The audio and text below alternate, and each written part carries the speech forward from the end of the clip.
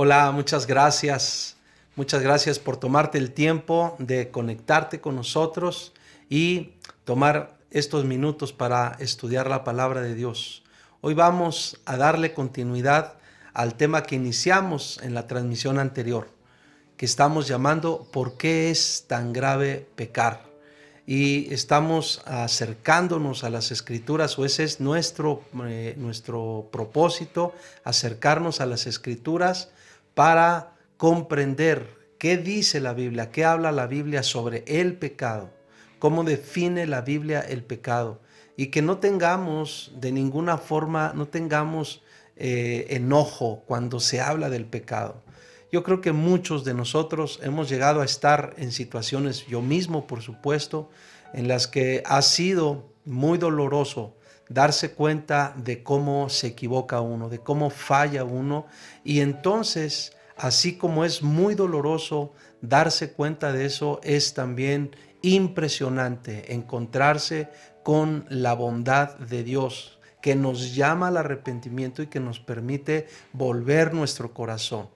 Es una gracia divina el que uno pueda experimentar la limpieza del corazón.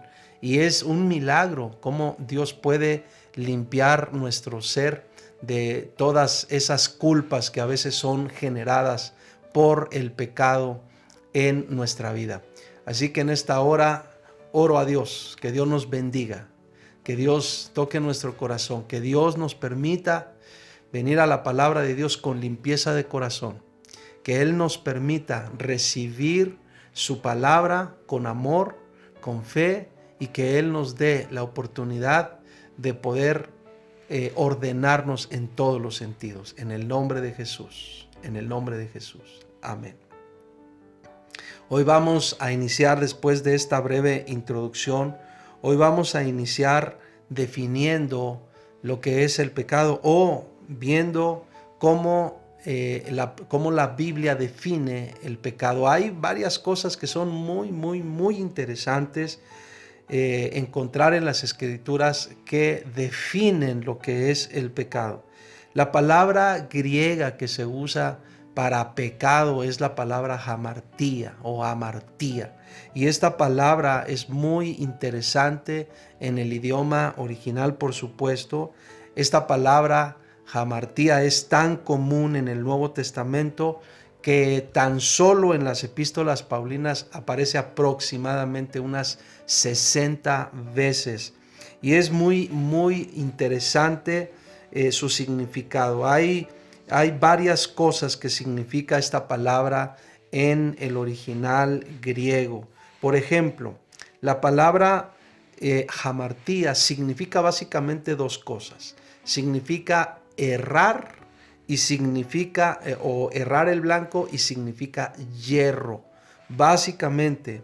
Pero esas palabras se usan, repito, esas dos palabras, hierro y errar el blanco, se usan para referirse, por ejemplo, a disparar una flecha que no acierta, que no da en el blanco, que no da en el punto central, o se usa también para describir a alguien que va en el camino y se equivoca en la carretera, se equivoca en el camino.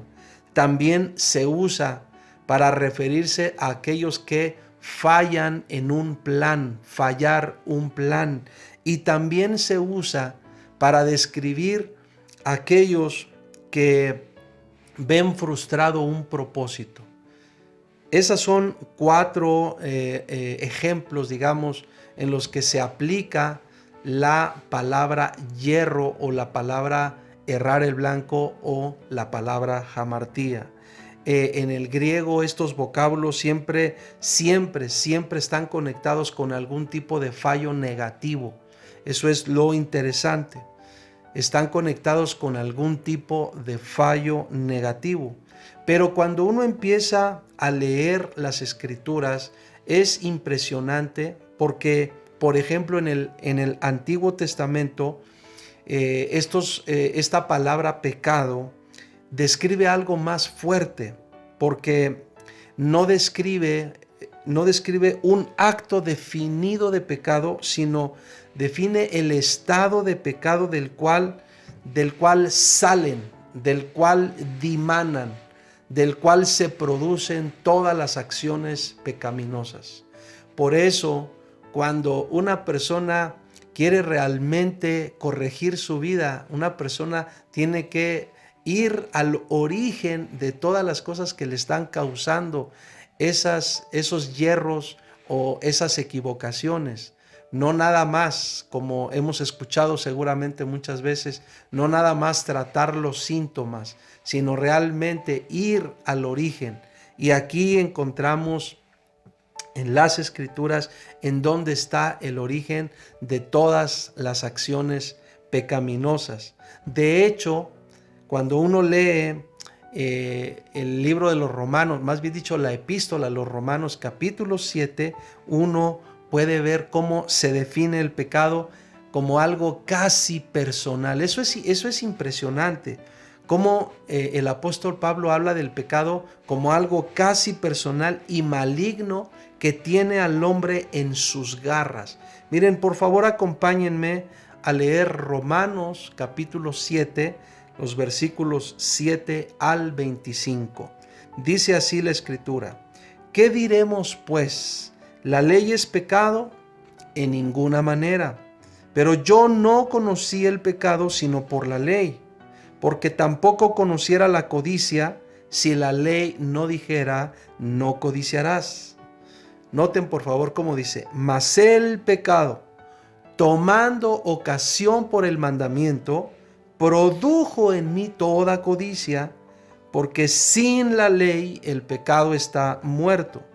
Y yo sin la ley vivía en un tiempo, pero venido el mandamiento, el pecado revivió y yo morí. Y hallé que el mismo mandamiento que era para vida, a mí me resultó para muerte. Porque el pecado, tomando ocasión por el mandamiento, me engañó y por él me mató.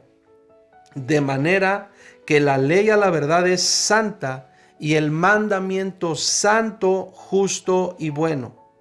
Luego, ¿lo que es bueno vino a ser muerte para mí? En ninguna manera, sino que el pecado, para mostrarse pecado, produjo en mí la muerte por medio de lo que es bueno, a fin de que por el mandamiento el pecado llegase a ser sobremanera pecaminoso. Voy a hacer una pausa solamente para decir, o para que veamos cómo cuando el apóstol Pablo habla del pecado, está haciendo referencia a esa manera de mostrarse, de trabajar, de influir del pecado que es sumamente sutil y sumamente engañoso. De hecho, ahí está parte del por qué nos cuesta tanto trabajo reconocer que pecamos, porque el pecado es un engaño te puede hacer creer cosas que no son. Déjame seguir leyendo, versículo 14. Porque sabemos que la ley es espiritual, mas yo soy carnal, vendido al pecado. Noten cómo conecta ahora el concepto carnal con el término pecado. Porque lo que hago, observemos o escuchemos, porque lo que hago no lo entiendo, pues no hago lo que quiero, sino lo que aborrezco, eso hago. Y si lo que no quiero, esto hago, apruebo que la ley es buena. De manera que ya no soy yo quien hace aquello, sino el pecado que mora en mí. Y yo sé que en mí, esto es, en mi carne, no mora el bien, porque el querer el bien está en mí, pero no el hacerlo. Porque no hago el bien que quiero, sino el mal que no quiero, eso hago. Y si hago lo que no quiero, ya no lo hago yo, sino el pecado que mora en mí.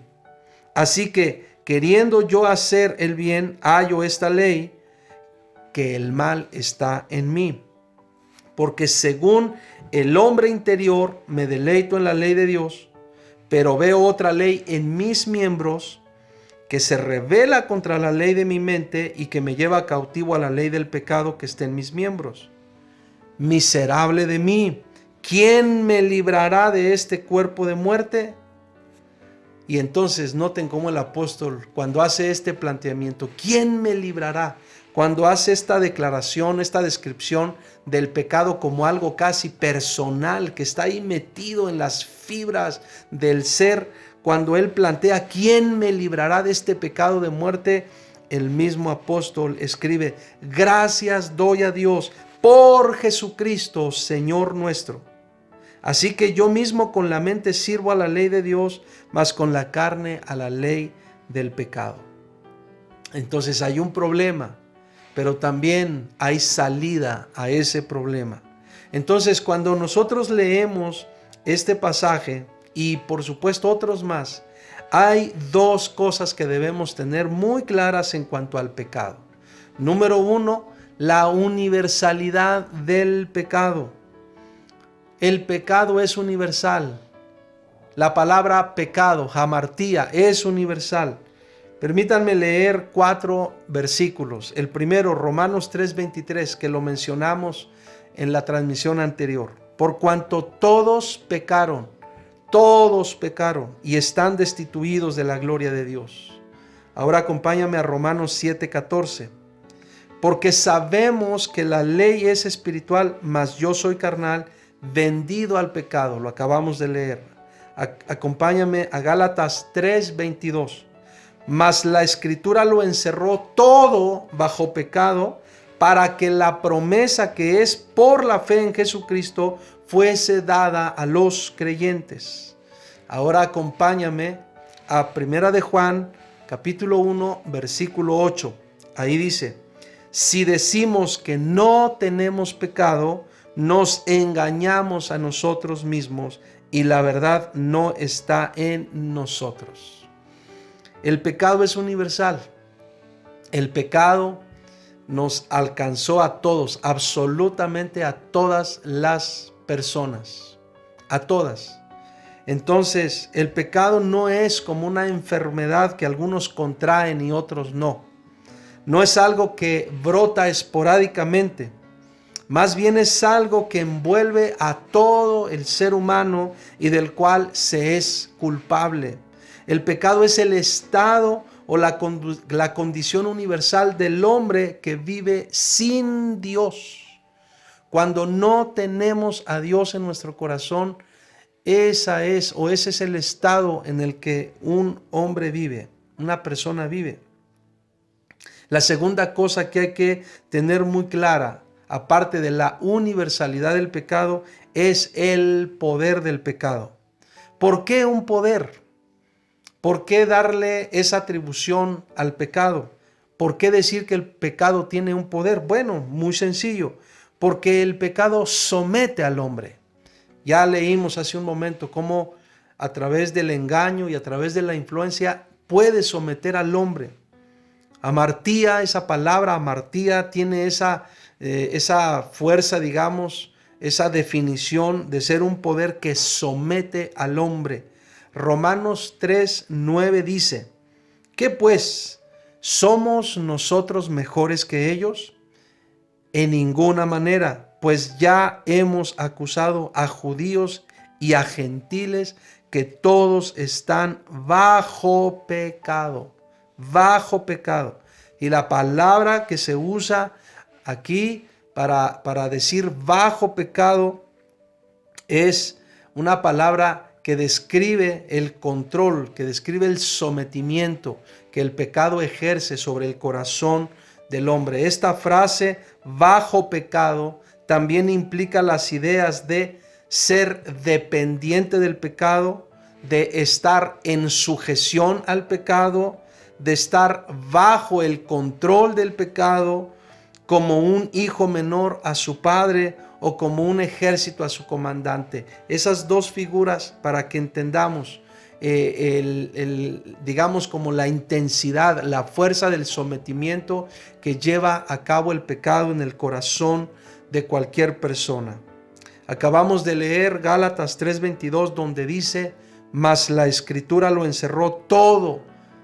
La Escritura lo encerró todo bajo pecado, para que la promesa que es por la fe en Jesucristo fuese dada a los creyentes. Es decir, así como todo fue encerrado bajo pecado, entonces uno puede entender por qué la Escritura dice que nuestro Señor Jesucristo murió por todos.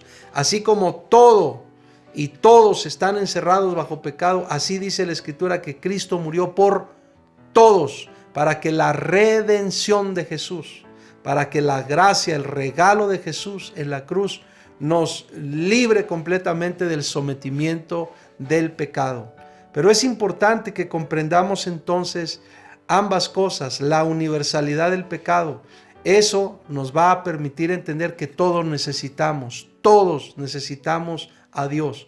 Todos necesitamos volver nuestro corazón a Dios, pero también eso nos va a ayudar a comprender que cuando tú te enfrentas al pecado o cuando vives bajo una condición de pecado, seguramente vas a estar viviendo bajo la influencia, bajo el sometimiento del pecado, porque el pecado es engañoso. El pecado te hace creer, te hace pensar cosas que en realidad no son. Por eso es tan grave pecar. Precisamente por eso es tan grave pecar. Por la sutileza y por toda esa forma de vida que llega a golpear, como lo mencioné la vez anterior, a golpear, a dañar, a arruinar terriblemente la vida, el alma, el corazón de cualquier persona o de toda persona. No le demos entrada al pecado, no le demos lugar al pecado en nuestra vida de ninguna manera. No permitamos que el pecado nos someta, porque de otra forma iremos o seguiremos yendo rumbo a la ruina y a la muerte, y Dios te quiere librar de eso, completamente de eso. Hay una buena vida para ti, hay una mejor vida para ti, hay un mejor destino para ti. Así que volvamos nuestro corazón a Dios y entendamos contra qué nos enfrentamos todo el tiempo. Padre, en el nombre de Jesús, recibimos tu palabra en esta hora. Gracias por mostrarnos aún las cosas que son tan comunes, a veces imperceptibles, porque a veces no las percibimos, pero son muy comunes, porque son las cosas con las que convivimos día a día. Danos la fortaleza de ir a ti, de estar en ti, de vivir en ti y vencer completamente esas inclinaciones, esos pensamientos, esas influencias del pecado, que lo único que hacen es llevarnos a la ruina, llevarnos a la muerte. Líbranos de eso, Padre, en el nombre de Jesús. Amén y amén. Vamos a continuar en la siguiente transmisión este mismo tema. Te agradezco mucho tu tiempo. Que Dios te siga bendiciendo.